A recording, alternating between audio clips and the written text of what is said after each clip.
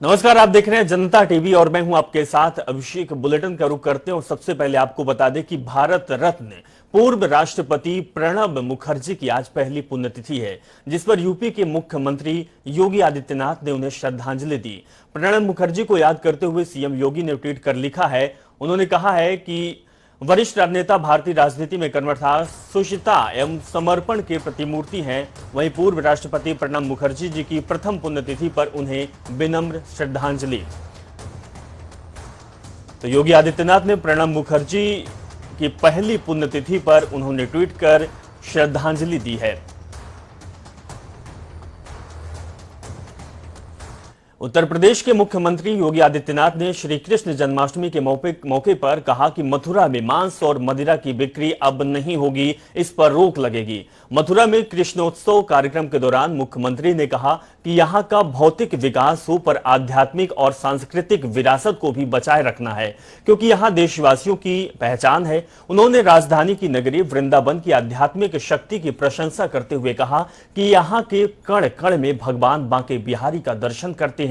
यही कारण है कि जितने समय तक वृंदावन में वैष्णव कुंभ चला कुछ नहीं हुआ, लेकिन कुंभ के बाद ही कोरोना की दूसरी लहर आ गई, जिसमें बहुतों को खोया गया। उन्होंने उनके प्रति संवेदना भी व्यक्त की है। मुख्यमंत्री ने कहा कि यहां पर कहीं भी मांस मदिरा की बिक्री ना हो, इसके लिए जिला प्रशासन से उन्होंने कार्य योजना बनाने का निर्देश दिया और कहा कि जो लोग इन काम में लगे हुए हैं उन्हें पुनर्वास के रूप में दूध बेचने जैसे कामों में लगाया जा सकता है।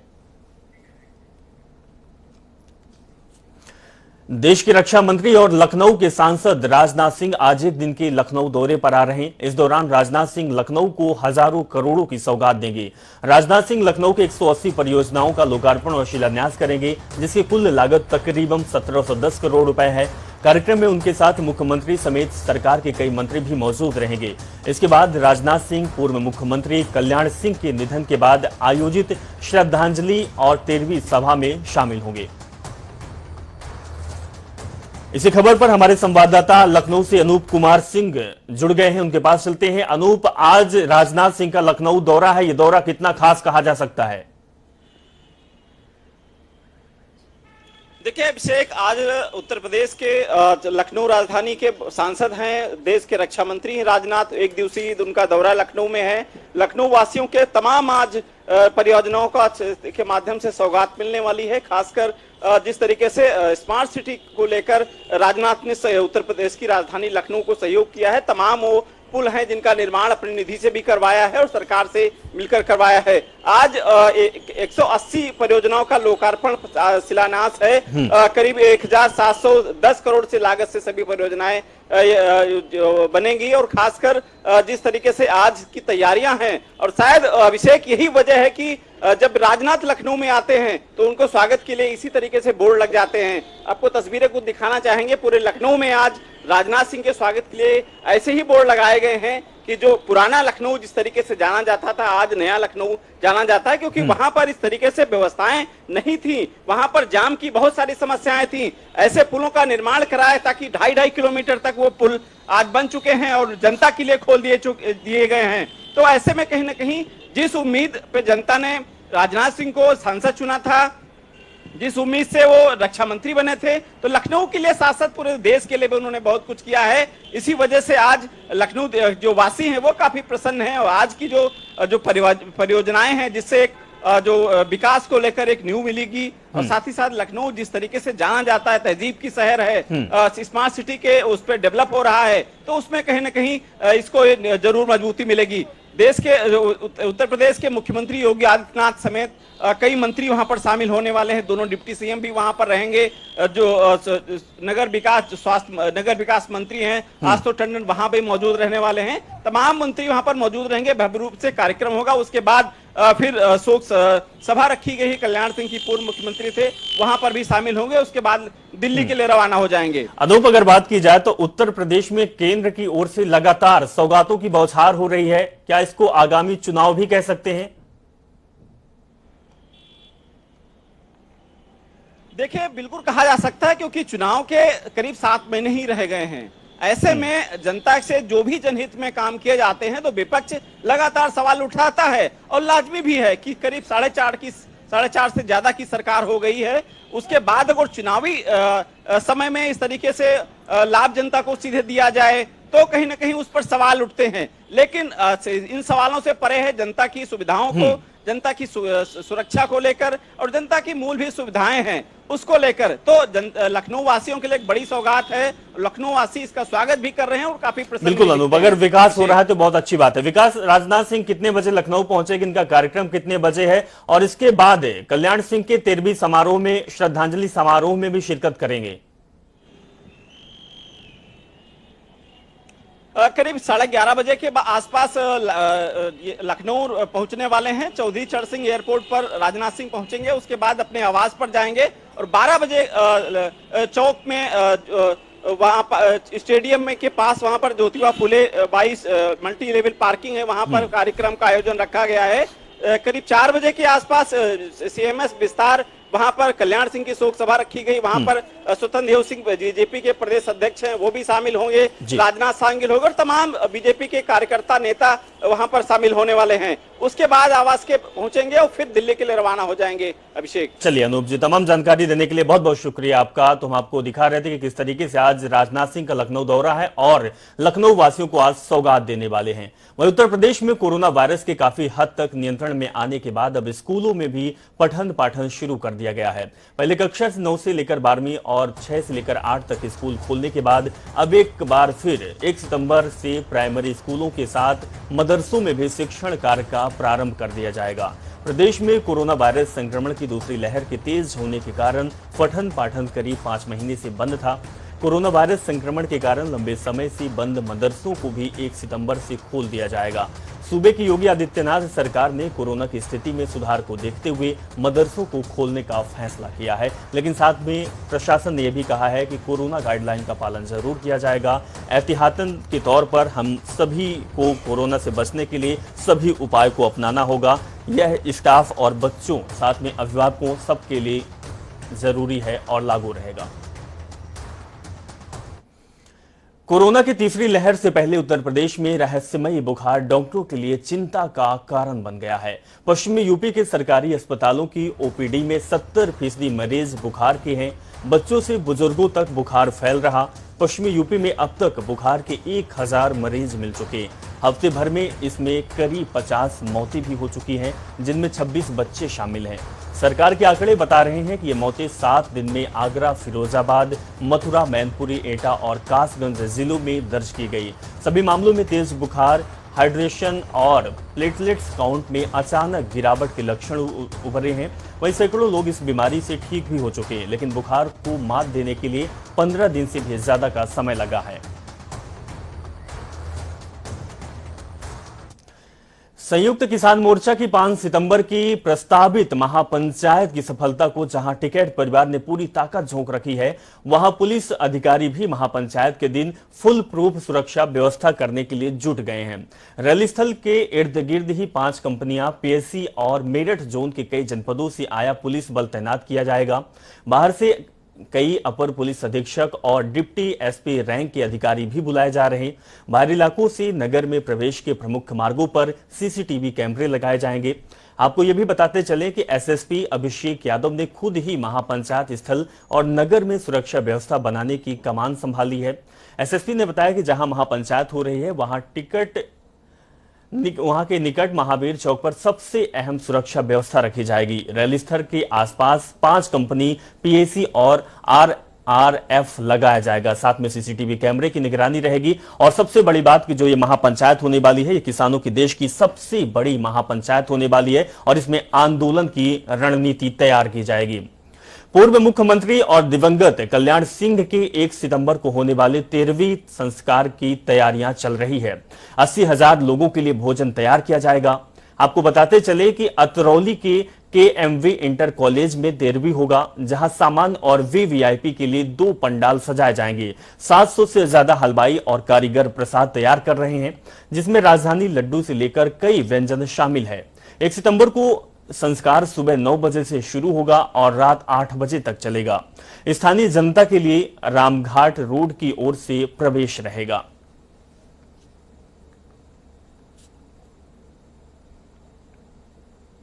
सुप्रीम कोर्ट के ऑडिटोरियम में शपथ समारोह पहली बार 3 महिला जस्टिस का शपथ होगा। बड़ी खबर आपको दिखा रहे हैं, जहां जस्टिस नगरत्ना पहली महिला चीफ जस्टिस होंगी। जस्टिस नगरत्ना के पिता रह चुके हैं भारत के चीफ जस्टिस। आपको बता दें कि सुप्रीम कोर्ट को मंगलवार को 9 और जस्टिस मिल जाएंगे। मंगलवार को सुबह 10:30 बजे सुप्रीम कोर्ट के ऑडिटोरियम में शपथ समारोह का आयोजन किया जाएगा।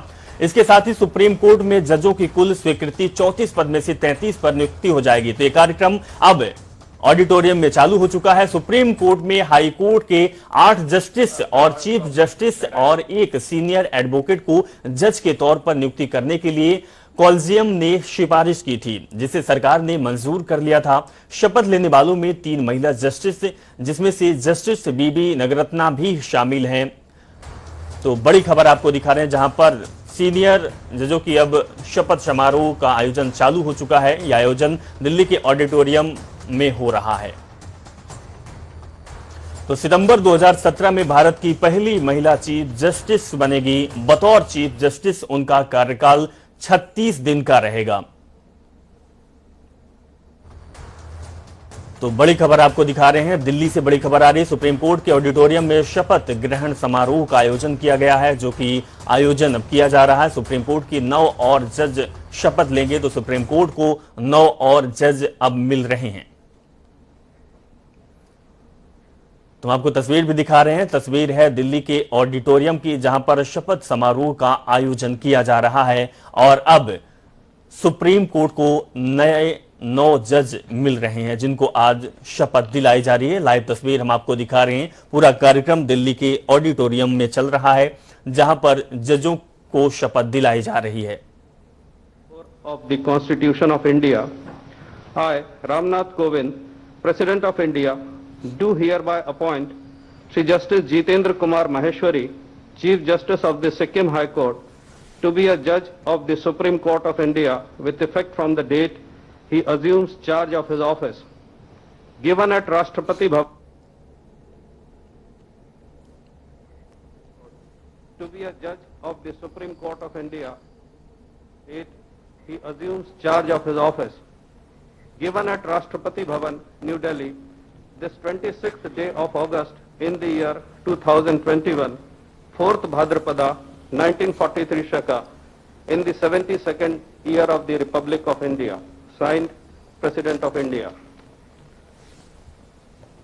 May I now request Honorable Shri Justice Jitendra Kumar Maheshwari to take oath.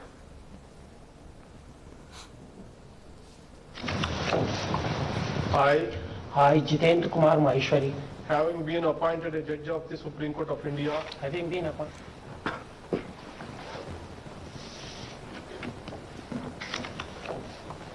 I, Jitendra Kumar Maheshwari, having been appointed a judge of the Supreme Court of India, having been appointed a judge of the Supreme Court of India, do swear in the name of God do swear in the name of God that I will bear true faith and allegiance to the Constitution of India as by law established, that I will bear true faith and allegiance to the Constitution of India as by law established, that I will uphold the sovereignty and integrity of India, that I will uphold the sovereignty and integrity of India, that I will duly and faithfully, to the best of my ability and knowledge and judgment, that I will duly and faithfully and to the best of my ability, knowledge and judgment, perform the duties of my office without fear or favor, affection or ill will, perform the duties of my office without fear or favor, affection or ill will, and that I will uphold the Constitution and the laws. and that I will uphold the Constitution and the laws. तो हम आपको live तस्वीर दिखा रहे थे दिल्ली से, जहां पर दिल्ली के ऑडिटोरियम में शपथ समारोह का आयोजन किया जा रहा था, जहां पर 9 जज आज शपथ ग्रहण कर रहे हैं। तो सुप्रीम कोर्ट की 9 और जज शपथ ले रहे हैं। हम आपको तस्वीर भी दिखा रहे हैं दिल्ली से ऑडिटोरियम कक्ष से, जहां पर लाइव तस्वीर आपकी टीवी स्क्रीन पर। पहली बार 3 महिला जस्टिस भी शपथ ले रही हैं इस कार्यक्रम में।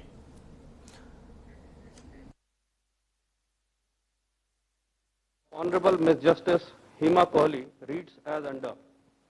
By virtue of the power vested in me by Clause 2 of Article 124, by virtue of the power vested in me by Clause 2 of Article 124 of the Constitution of India, I, Ramnath Kovind, President of India, do hereby appoint Kumari Justice Hima Kohli, Chief Justice of the High Court for the state of Telangana to be a judge of the Supreme Court of India with effect from the date she assumes charge of her office. Given at Rashtrapati Bhavan, New Delhi, this 22nd day of August in the year 2021, 4 चलिए आगे बढ़ते हैं। कांग्रेस महासचिव प्रियंका गांधी ने UP के फिरोजाबाद और कई जिलों में कुछ दिनों से कई बच्चों की मौत पर योगी सरकार को घेरा है। उन्होंने बीमार बच्चों के इलाज की समुचित व्यवस्था कराने का आग्रह योगी सरकार से किया। वहीं उन्होंने ट्वीट कर कहा कि फिरोजाबाद, मथुरा, आगरा और उत्तर प्रदेश के अन्य जगहों पर बुखार से बच्चों समेत तमाम लोगों की मृत्यु की खबर दुखदायी है।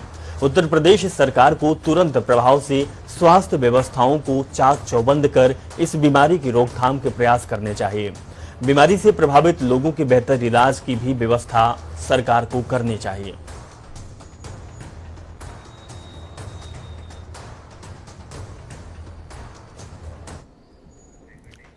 हरदोई जिले में पूर्ति विभाग के निरीक्षक की हैरान कर देने वाली करतूत सामने आई। नशे की हालत में पूर्ति निरीक्षक ने अपने भाई के साथ जा रही लड़की पर कार चढ़ा दी। कार स्पीड में होने के चलते लड़की गिर गई और उसके कपड़े कार में फंस गए, जिसके चलते करीब 100 मीटर तक लड़की सड़क पर ही घिसटती रही। हालांकि इस दौरान स्थानीय लोगों ने शोर मचाकर गाड़ी रुकवाने का प्रयास किया, लेकिन विफल होने पर लोग जब गाड़ी के सामने खड़े हो गए, जिसके बाद गाड़ी रुकी। इस दौरान लड़की गंभीर रूप से घायल हो गई, जिसे जिला अस्पताल में इलाज के लिए भर्ती किया गया। वहीं पुलिस ने पूर्ति निरीक्षक को गिरफ्तार कर आगे की कार्रवाई शुरू कर दी है।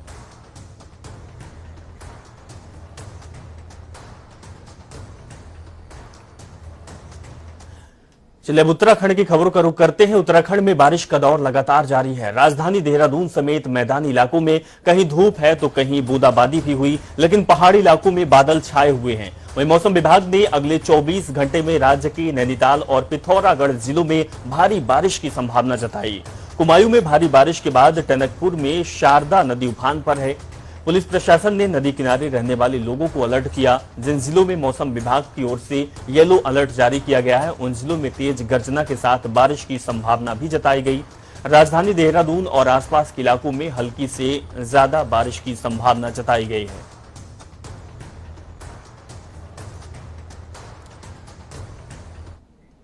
सूबे के मुखिया पुष्कर सिंह धामी बुधवार को पिथौरागढ़ जिले की आपदा प्रभावित क्षेत्र का दौरा करेंगे। सीएम ने मंडलायुक्त कुमायूं और जिलाधिकारी पिथौरागढ़ को निर्देश दिए कि आपदा प्रभावित क्षेत्र से सभी व्यक्तियों को तत्काल सुरक्षित स्थानों पर लाया जाए। प्रभावित स्थानों के साथ ही खाद्य सामग्री, दवाओं और बच्चों के लिए दूध की पर्याप्त व्यवस्था की जाए। सुनिश्चित किया जाए कि आपदा प्रभावित क्षेत्र में कोई ना फंसे। मुख्यमंत्री ने मंडलायुक्त कुमायूं को निर्देश दिए कि प्रभावित क्षेत्र में यातायात व्यवस्था जल्द सुचारू रूप से चलने लगे और इस पर युद्ध स्तर पर काम होना चाहिए। लोक निर्माण विभाग की टीम जल्द रास्ते का मलबा हटाए। राष्ट्रीय राजमार्ग के अंतर्गत जो सड़कें बाधित है उन्हें शीघ्र खोलने के लिए जेसीबी और अन्य उपकरणों की पर्याप्त व्यवस्था की जाए। इसी खबर पर हमारे संवाददाता देहरादून से अजीत काम्बोज जुड़ गए हैं। अजीत, आज आपदा प्रभावित क्षेत्रों का सीएम धामी दौरा करेंगे, ये कार्यक्रम कितने बजे है और किन किन क्षेत्रों में उनका दौरा होगा? बिल्कुल अभिषेक, उत्तराखंड के मुख्यमंत्री पुष्कर सिंह धामी का जो पिथौरागढ़ जनपद का हवाई सर्वेक्षण है वो शुरू हो चुका है। अब से कुछ ही देर पहले देहरादून से पिथौरागढ़ के लिए मुख्यमंत्री निकल चुके हैं और मुख्यमंत्री की अगर बात की जाए तो सीधे तौर पर जो उनका दौरा होगा वो कई इलाकों का होगा जहां पर कल आपदा ने जमकर कहर बरपाया है। इसमें अगर बात की जाए तो प्रभावित क्षेत्र जामुनी और सिरियोधार गाँव जो है जहां पर सबसे ज्यादा आपदा का कहर बरपा है, वहां का मुख्यमंत्री हवाई सर्वेक्षण करेंगे। इसके बाद वो हवाई सर्वेक्षण के बाद एक स्थलीय निरीक्षण होगा जो एसएसबी के कैंपस में जो प्रभावितों से मुलाकात का कार्यक्रम रखा गया है वहां पर मुलाकात करेंगे मुख्यमंत्री और उसके बाद वहां से रवाना होंगे धारचूला क्षेत्र के लिए। धारचूला गांव में वो जाकर लोगों से मुलाकात भी करेंगे, वहां के प्रभावित क्षेत्रों का दौरा करेंगे।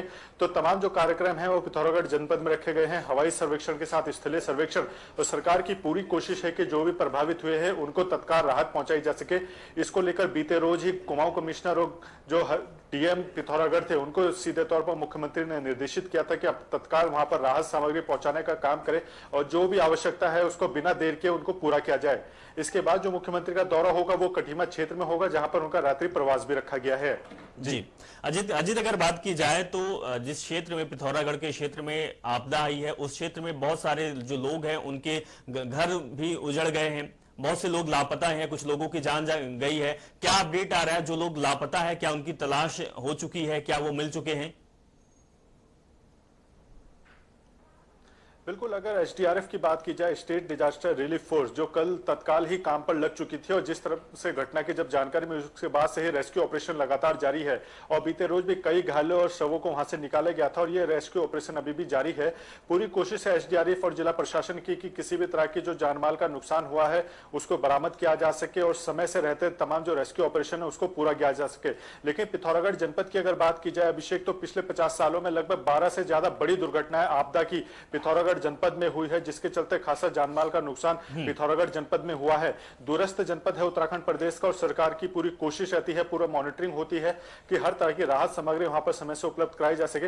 लेकिन प्राकृतिक आपदा के ऊपर किसी का बस नहीं चलता। बिल्कुल अजीत, और बिल्कुल लेकिन सरकार अपनी ओर से कोशिश पूरी कर रही है। अजीत, हमारे साथ जुड़ने के लिए, जानकारी साझा करने के लिए बहुत बहुत शुक्रिया आपका। मुख्यमंत्री पुष्कर सिंह धामी ने रानी पोखरी के टूटे पुल का स्थलीय निरीक्षण किया और अधिकारियों से बचाव कार्य की जानकारी ली। इस अवसर पर मुख्यमंत्री धामी ने प्रभावित हुए रानी पोखरी और जौली ग्रांट के लोगों से भी मुलाकात की। इस दौरान सीएम ने कहा कि पुल टूटने से जहां यातायात प्रभावित हुआ तो वहीं लोग भी प्रभावित हुए, जल्दी ही व्यवस्थाएं बना दी जाएगी। एक हफ्ते के अंदर लोगों के लिए आमन का रास्ता बना दें, तो अगले 5-6 दिन तक हो जाए। इसलिए हमने तैयारी कर ली और अगले 4 से 5 महीने नए पुल का भी निर्माण हो जाएगा। इसे धनराशि से स्वीकृत और उसको जल्दी हम डिसीजन के माध्यम से कैबिनेट में लाके सीधे जो टेंडर की प्रक्रिया तो लंबी प्रक्रिया उसको हम थोड़ा शॉर्ट करके उसको सरलीकरण करके जल्दी से जल्दी उस पर पूरा करने के लिए 4-5 महीनों में नया पुल तैयार हो जाएगा। कोई भी अगर कहीं पर इसमें दोषी होगा तो निश्चित रूप से जांच भी होगी और कार्रवाई भी होगी। चलिए, इस खबर के साथ फिलहाल इस बुलेटिन में बस इतना ही। आप देखते रहें जनता टीवी। नमस्कार।